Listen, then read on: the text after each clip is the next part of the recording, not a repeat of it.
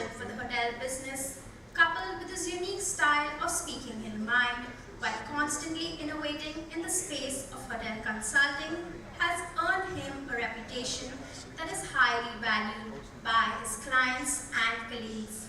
Please put your hands together for Manav.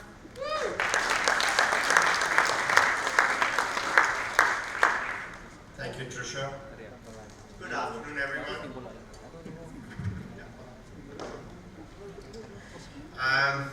First of all, welcome to the 9th edition of THINC Indonesia.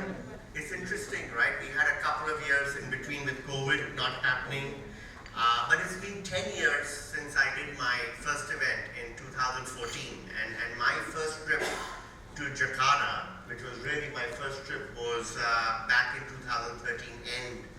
And I came in, it was the monsoon season, I got stuck in traffic, like the famous Jakarta traffic is, and I decided that Jakarta is not the place to do a conference, it should be Bali.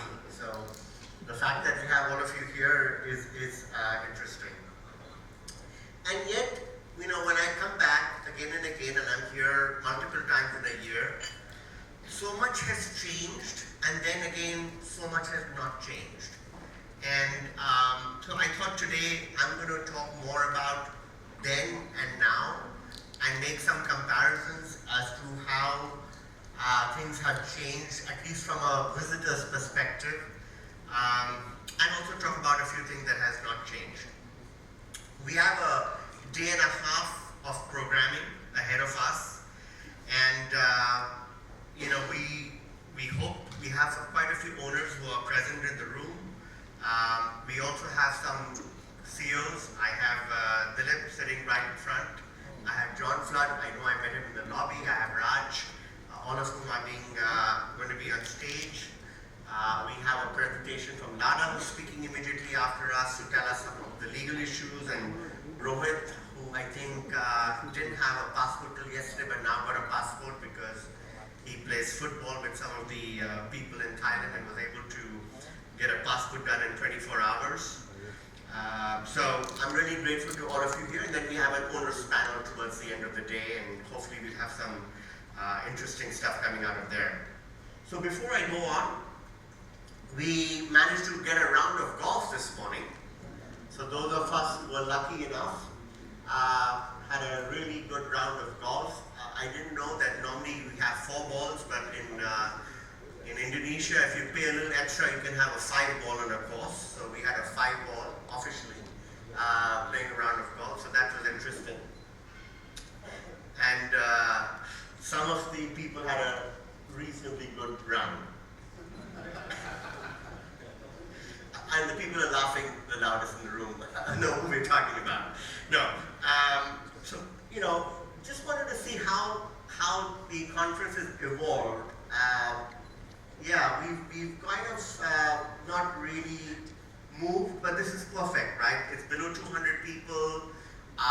We don't want this event to be ever too big, because I think when you have a smaller group, it's more intimate. You get to spend a day, day and a half, which is why I like a conference of this nature. So who's here, right?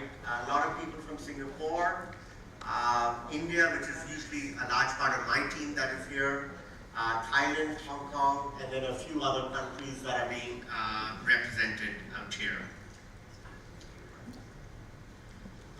Who else do we have? We have hotel companies, hotel owners, 18%, consultants, which is a large part of it is also again some of my team members, architects, designers. I think it's important to know who's represented, because it kind of helps us know what kind of people are here and who are we meeting.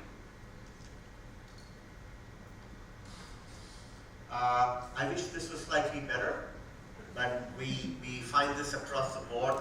Usually the women are usually in the low 20%, but that as an industry, we should be doing more to encourage it. Hopefully we'll see that change happen. Thank you to all our speakers. I hope we got all your photographs in, but I just wanted to quickly thank everyone who's here or who will be here tomorrow. And of course, without going, saying anything, this conference would not be possible without the support of all the sponsors who year after year come forward and support this event. So thank you so much for your support. Then and now, right, and this is I've done now 40, 45 events, and every time we come up and say, what are we going to speak about? And I was here a month ago, I was talking to a few friends, and we were just talking about how things have changed or not changed, right? And so here's data from 2013 and then 2023. And look how arrivals have changed or are changing in Indonesia, right? China was a dominating force. It's down not only in Indonesia, but in large parts of Asia. We're seeing and Europe, we're seeing the Chinese travelers travel less. And similar to Hong Kong as well, that's gone down.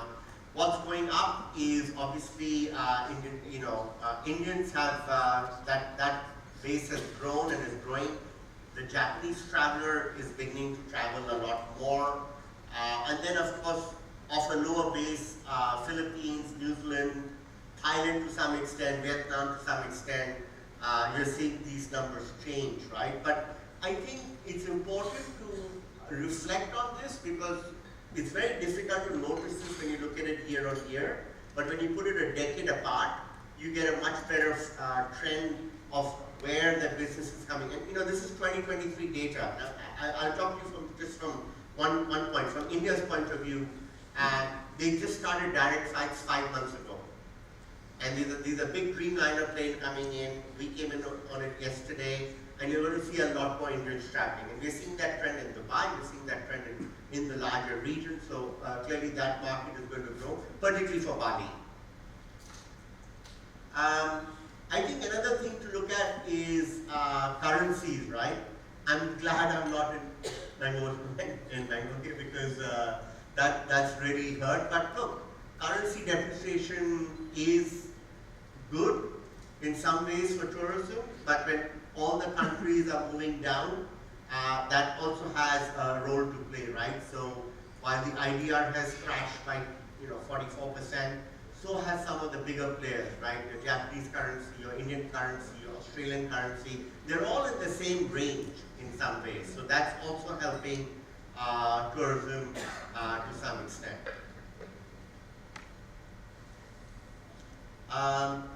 Number of international travels.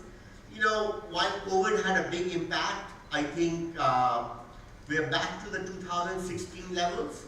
Slightly disappointing because a lot of the other countries that we've been tracking around the regions, the travel is back to being way above 2019, and we aren't seeing that in Indonesia.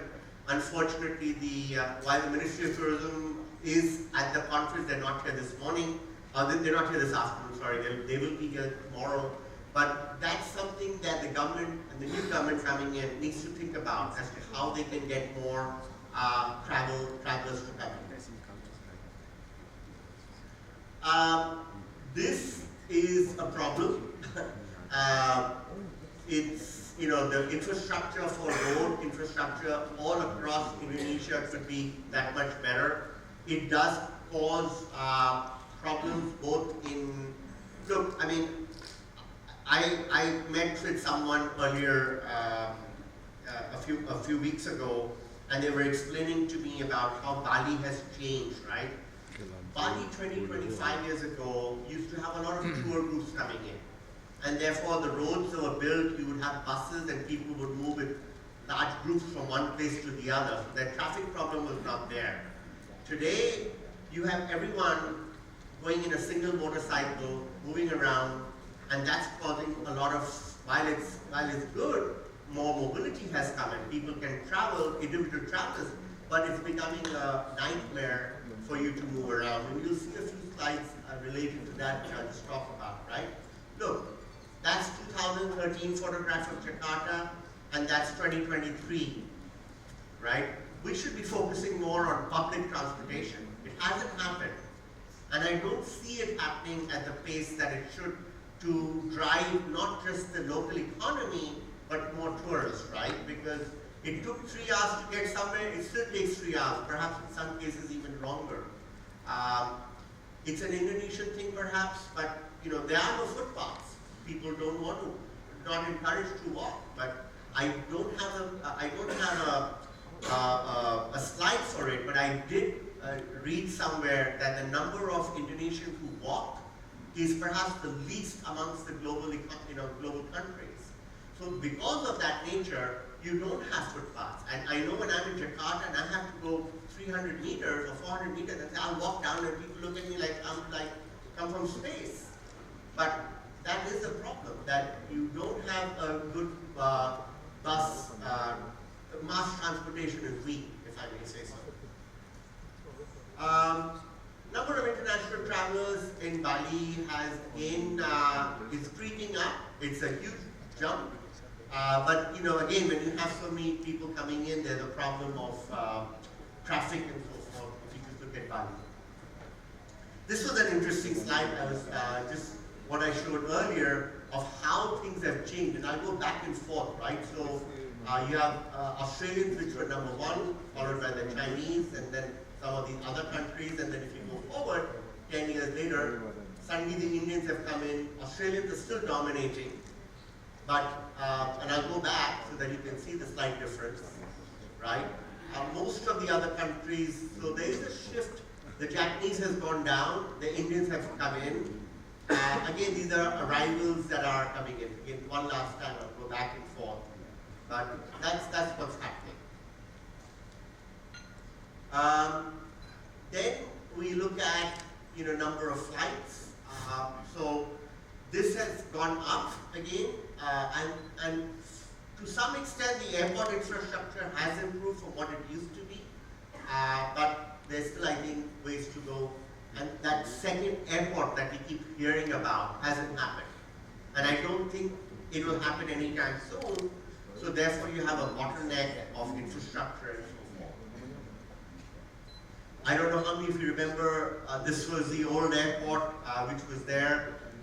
From an arrival point of view, it was one of the cutest airports in the world. I thought when I came here the first time around, I was just amazed, and it was like heaven on earth. Now, of course, we have a modern airport, and it's a bit, it's nice, but again, it's lost its charm in some ways because I think, but we can take more passengers today for sure. And that again, sorry, the picture, that's the older airport in Jakarta, if I'm correct, and these are some of the new photographs. A huge improvement in terms of what used to be and what it is. And then again, some infrastructure related issues, right? Jakarta in 2013.